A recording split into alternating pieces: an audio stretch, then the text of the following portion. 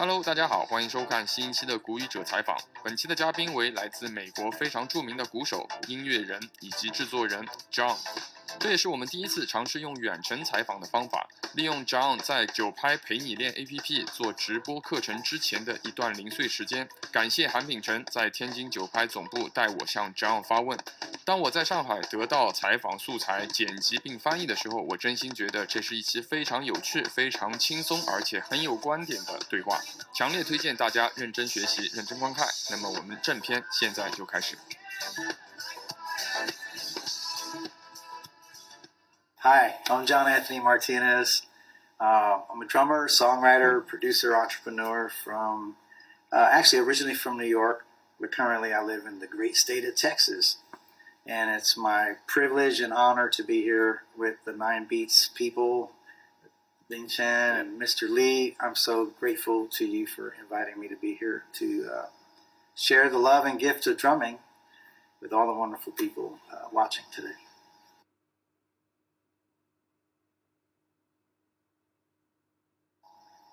It's hard to put them. I mean, I'd have to play them.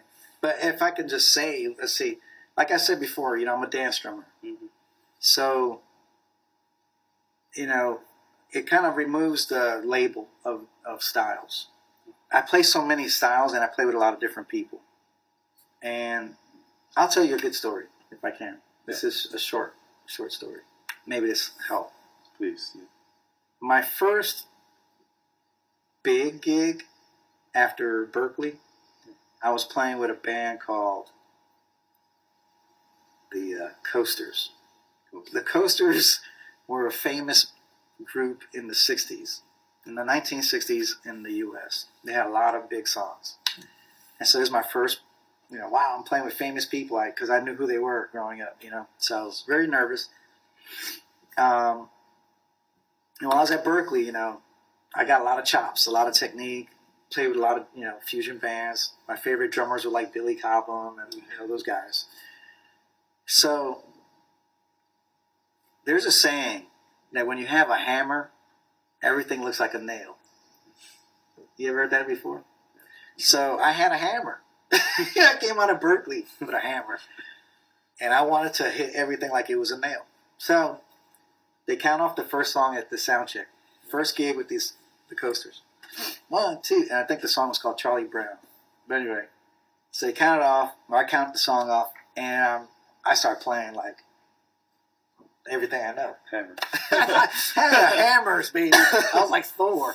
Anyway, so I played everything I know. And the guy stopped the band. The lead singer turned around. He looks at me, and he says, "Hey, man, you got the gig." And so I didn't understand what he was saying. I thought, wow, that's great. That means I got the job. I got the job, yeah. Okay, count it off again. Count it off again. I did the same thing. Fast, right? Play everything I know. Stops the band again. He looks at me and said, "Hey, man, I told you, you got the gig. What part of you got the gig don't you understand?" I'm like, and the guys in the band are looking at me like, pointing at me laughing. I don't understand what's going on. Count it again. I do the same. He stops. He goes, "Look, all right, listen. You're hired, okay? You don't have to audition anymore. We already know you can play. Now, have you heard the record?" I said, "Yeah, I heard the record." "All right, play what's on the record. We don't have to hear all that. I can't sing over all that noise." Oh, I get it now. So from that day forward, I had to learn how to play like the record. Whatever is in the studio is what I'm going to try to do on the stage. Now, a lot of people don't take that approach. Some people think live playing and studio playing are different. They play more, over the top when they play live. More fills, more. But I try to stay true to the record. I try to play the tempo just like the record. Yeah. Don't do anything extra. Support the song unless it's necessary. Then I'll do some extra stuff. Mm-hmm. So to answer your question, my favorite beats are the ones that have made me the most money. Because I had to learn to survive, as a drummer. And I found that the less I played, the more money I made. Not just that, but the more money I made per note. So every note was worth more money.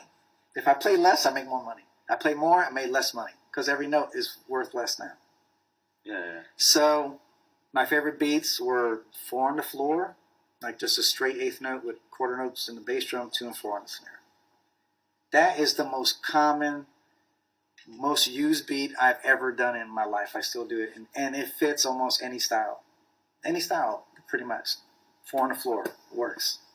And it will get the dance floor full. My second favorite is probably a halftime shuffle. Yeah. Like the Purdy Shuffle. You've heard Jeff Porcaro do it, and Toto's Rosanna. Mm-hmm. I love that groove because it has the shuffle feel. It's halftime, so it's real funky. Yeah. And it's got a clave in the bass drum. Yeah. And then my third favorite is probably the Baião. You familiar with that rhythm? Yeah. So it's a Brazilian rhythm, has that, kind of like the half a clave, Yeah. the 3 sided of the clave on the bass drum. Yeah. And I love it because you can play it fast, you can play it slow, and it fits a lot of styles. Yeah. And it groups. There's a lot of dance. It's a dance thing. So my favorite grooves are always dance grooves, but those are probably my top 3 that I make most money playing.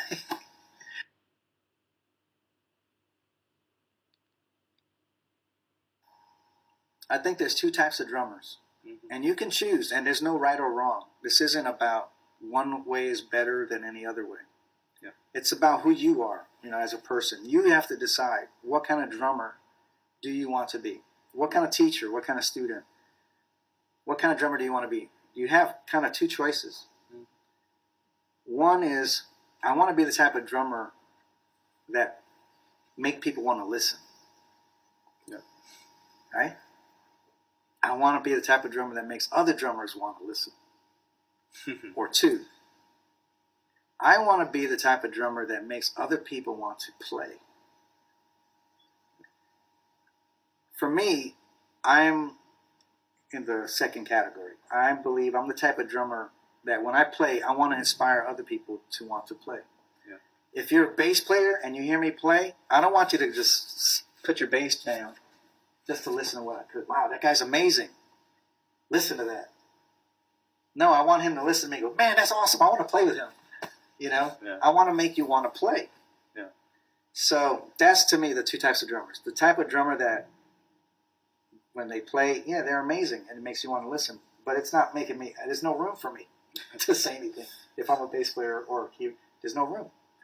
Or be the type of drummer that makes other people want to play. That's the kind of guy I want to be. So that's the choice you have to make. And actually, you don't have to be one or the other all the time. It depends on the situation you're in. Some situations, you got to bring it and be the drummer that makes people want to listen. But for me, personally, most of my life, it's been, I want to make you play. I want to make you want to play. I want to play the drums that even if you're a drummer, you want to go, man, where's the drumstick? I want to play with him. Yeah. So that's it. That's really good.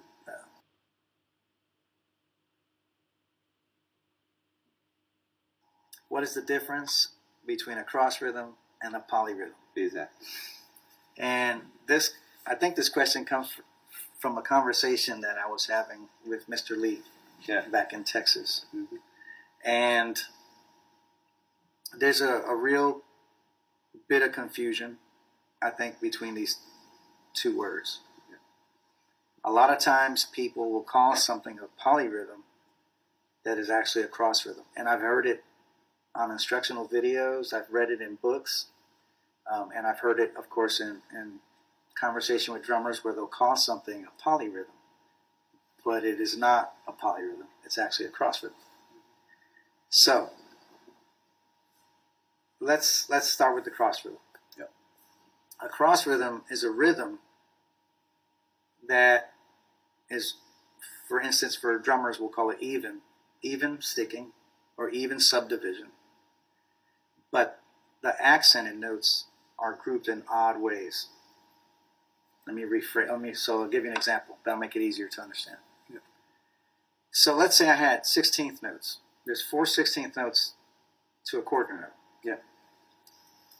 But if I accent every 3 the first of every 3/16 notes, then I get this sound. So I'll just pad it out for you. It says 1, 2, 3, 4. Here's 16th notes. No accent. This is 1 EM to 2 EM to 3 EM to 4 EM. If I accent the first of every 3, you hear this rhythm.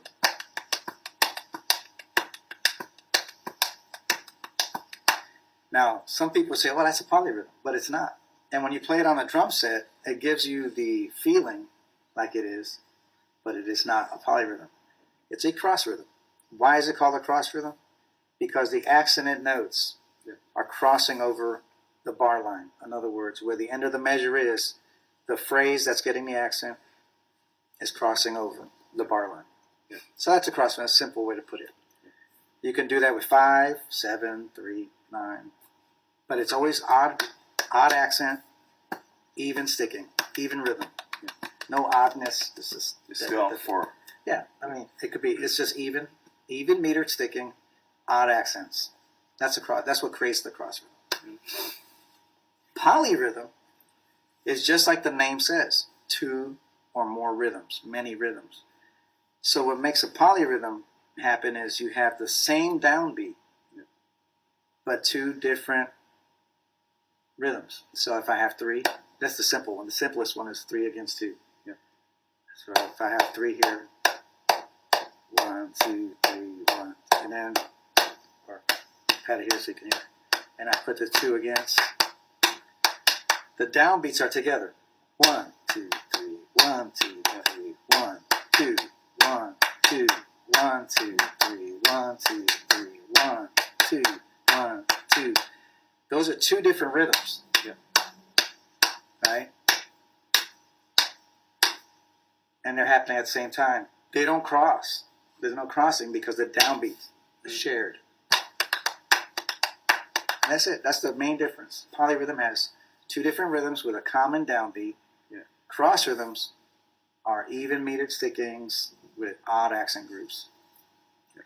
I'll have a PDF if you want it, but you have to request it. I'll share it with the students later.